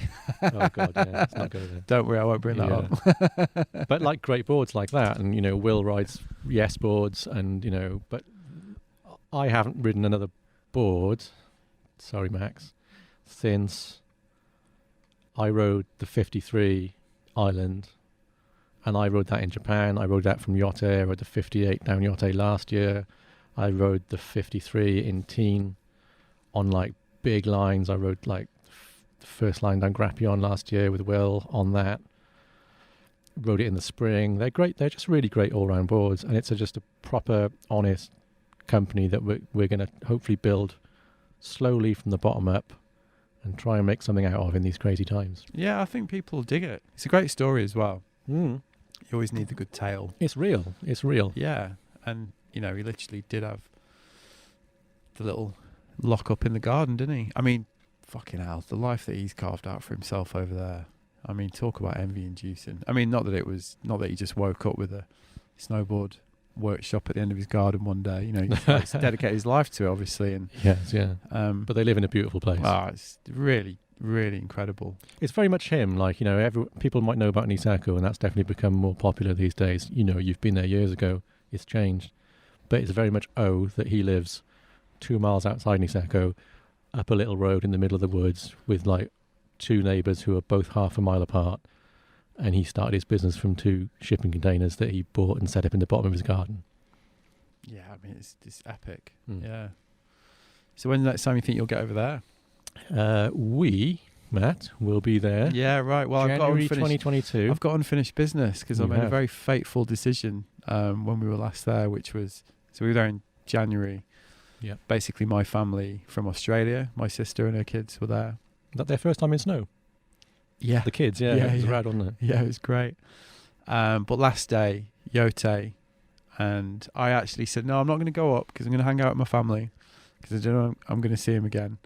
And that was one of the more painful nights of recent years when everyone got down and was like, well, Chris Moran, I mean, a man who's definitely had a lot of good snowboard runs in his life. Yeah. He was like, I was like, how was it? He's like, top 5 runs in my life. Yeah. I was like, oh, fucking hell, really? And he's like, yeah, you fucked up. But, now, obviously, I'm so glad that I did that because fucking you had those times with the family when I'm going to see them again. And we can do it again next year. Yeah. Yeah, I've definitely. It's one of my goals to get back. I had a text from a few friends the other day, in fact, saying, will you definitely be back for that? And I'm like, I will be back, and I am going to do Yote again in January 2022. And you have to come with me. Yeah, I'll be there. I'm up for it. Let's do it. Yeah, man. Well, how was it? You've been so worried about this. I know. I just talked a lot of shit, haven't I? No, I mean, like, everyone says that. 4 empty cans of Guinness. It's you, so it's okay. Yeah, I was really shitting myself before it, man. I've got to say. So funny. I've got to say thanks to all of everyone, like from like Sarah and Lola who said you should do it, to like Scove texting me going, "You got it, man." That's so funny. Yeah, I don't know. We'll see, won't we? Yeah, man. Well, thanks for doing it. That's all right. Should we have another beer? Yeah, let's do it. So there you go. That was me and John Bassett, also known as John Dragon. Hope you enjoyed it. Such a legendary character. It took a lot of persuading to get John on the show, and he subsequently told me that he'd had to get a bit of coaching from other previous guests, notably Scove, which made me laugh. Anyway, I was really stoked that he got over his initial reticence to come on the show and share his story. For me, also, it's just great to do one in person. Again, second one I've done in person this year after Ben Monday, well, post-COVID, after Ben Monday. And it was great. It's something I said on Instagram, but if you are planning your next snowboard or ski trip, please consider booking somewhere like Dragon Lodge. In case you've not gathered yet, for me, these are the heart and soul of our community, these locations, and we're going to miss them more when they're gone. then I think we realise, they're all over the world as well. Wherever you are listening to this in the world, you're going to know somewhere like this.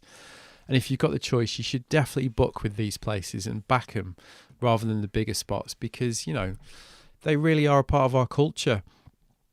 And as we were talking about in the conversation, it feels like this is a bit of a moment in time, albeit like a few decades, but it might be gone forever, which is a really horrifying thought.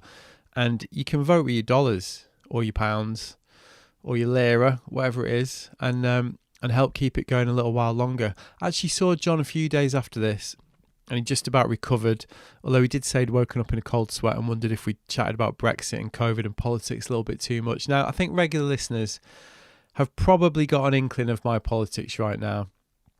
It's true, things do get a little bit political on here, especially over Instagram as well, where I particularly tie my political colours to the mast. And I do get the occasional comment, the old stay in your lane, or people saying stuff like, I come here for a bit of escapism, mate, fuck off with the politics. And yeah, it does lose me followers. But whatever, really, whenever anyone does say something like that, we are in housekeeping corner territory, in case you're wondering. I just always remember that old George Orwell line from his essay, Why I Write, which is the opinion that art should have nothing to do with politics is itself a political attitude. Now, that is obviously true. And people that come out with that stuff to me and, to whoever, are also ignoring the obvious truth that politics affects us all, whether you care about it or not. Yes, even in our humble little world. And if you don't realise that, then you've probably not been listening that closely, especially to Type 2. I mean, take John's story and the tale about how he might be about to lose his business through no fault of his own. Or take the point I was clumsily grasping for when I was talking about my nephew and what his story tells us about the opportunities that are available to kids like him. Or think of that petition that's been doing the rounds in the UK about seasonal workers.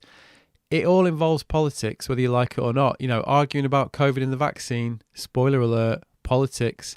I mean, what is Facebook but the world's shittest and stupidest political debating forum? One reason why I'm not on there, to be quite honest with you.